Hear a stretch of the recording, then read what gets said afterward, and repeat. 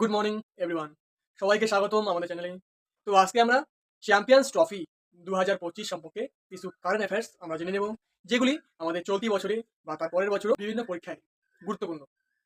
তো আমরা দেখে নিই যে প্লেয়ার অফ দ্য টুর্নামেন্ট কে হলো, এবং ফাইনালে প্লেয়ার অফ দ্য ম্যাচ কে হলো, এবং গোল্ডেন ব্যাট কে পেলো।